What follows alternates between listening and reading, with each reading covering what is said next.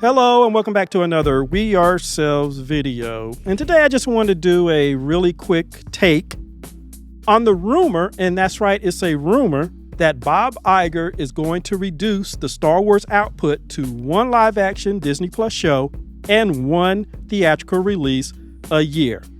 And I have to emphasize that this is a rumor because that's not what Bob Iger is actually on the record of saying. And what people are doing, they're mixing two different announcements together because what I feel is a lot of the people that are reporting on it are doing their fan management of Lucasfilm. And this is what they wish that Disney would do. And that's reduce the amount of content to supposedly focus in on better quality. But I want to talk about that really quick.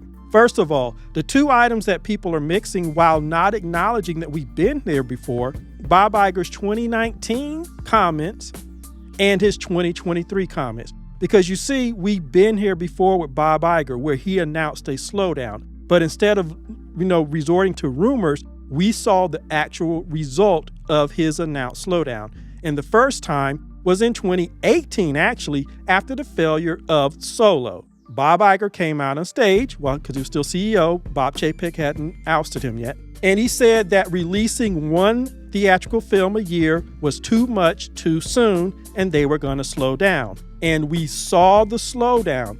After The Rise of Skywalker came out in December of 2019, we haven't had another Star Wars theatrical release for almost 5 years. This December will be 5 years. That is a direct result of him saying that we were going to do a slowdown on Star Wars, particularly the theatrical releases. Now, there was a reason that they did that because they wanted to get content on the Disney Plus streaming service to try to make it profitable or successful. Even back in 2018 and 2019, people were already saying that these projects were in the pipeline. So for those who come and say that Bob Chapek went crazy and released all this Star Wars material, that stuff was already in the pipeline. Obi-Wan was actually supposed to be a theatrical release, but when that slowdown happened, they rethought it into a Disney Plus show. So we've been here with Bob Iger before. In 2023, Bob Iger announced a slowdown for Marvel and Star Wars, but this time he was asked point blank, and he said it was about cost-cutting initiative. They were looking at the expenses of what they were doing, and they were going to do less for less money. And when asked, does that mean Star Wars? He said yes. And so is that 2023 announcement mixing in the sentiment, 2018, 2019 announcement of slowing down because we were putting out too much content and it had nothing to do with the cost back then. It was the quality and it was too much too soon, which is why you ended up with the first ever Star Wars film that flopped at the box office. The fantasy managers of Lucasfilm who dream for the day that the management has changed, and I agree with them, and Kathleen Kennedy is out the door, they are doing their dream management of Lucasfilm, so they're coming forward. They're mixing those two real comments from Iger, and they're mixing them into this third rumor that Iger is going to slow down production so that we can have better quality.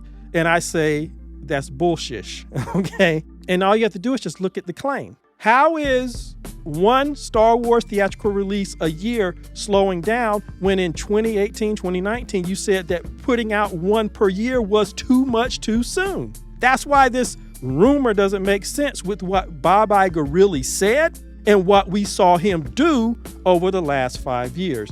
One Star Wars theatrical release per year is too much according to him, and we haven't even had any.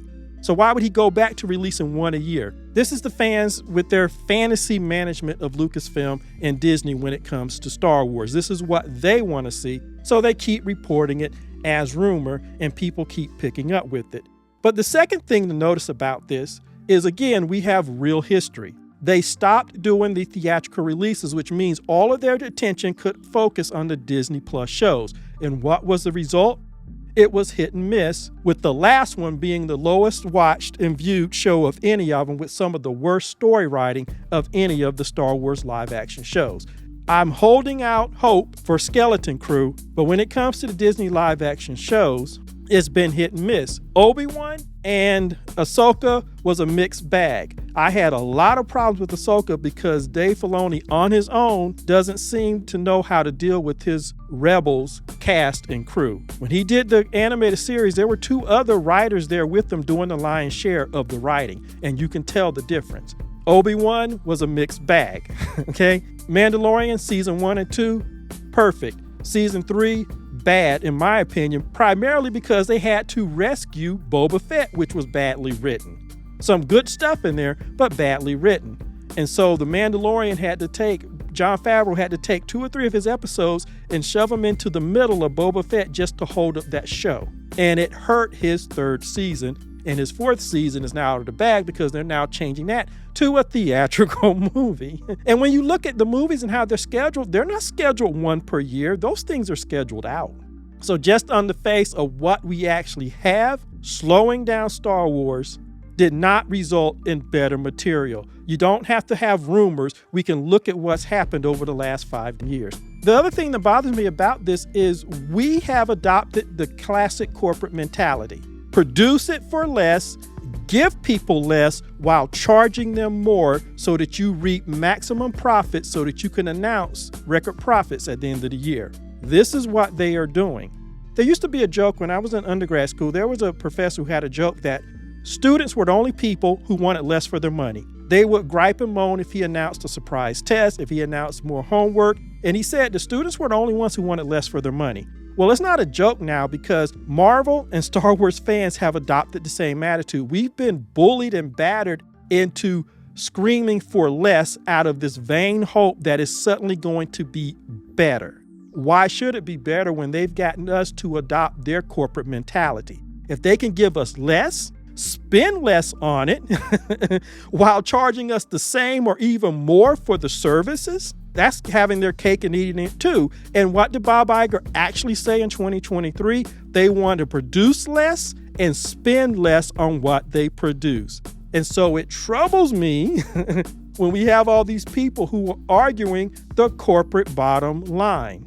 The problem isn't less or doing it for less, and we all know it. Problem is you need to change the people who are messing up the franchises, the people who don't care about the franchises, and the people that are giving us trash. Even experienced people like Leslie Headland, who is an experienced showrunner, and she had her partner in that show, then why would she saddle it with subpar storytelling? People need to stop and ask that. Get out of the emotions and ask those questions. And don't assume that they aren't doing it on purpose. They have manipulated us into asking for less. The joke that my professor used to tell in undergrad about students is become the reality of beleaguered and battered Star Wars and Marvel fans. We are scrambling and asking for less, just hoping that if we get less, we might get good. And that doesn't work that way. These rumors, to me, are unfounded, and they don't make any sense when you look at what Bob Iger actually said and did. So anyway, that's my comments on there. Let me know what you think in the comments. And as always, like, subscribe, and share, and I will see you in the next video.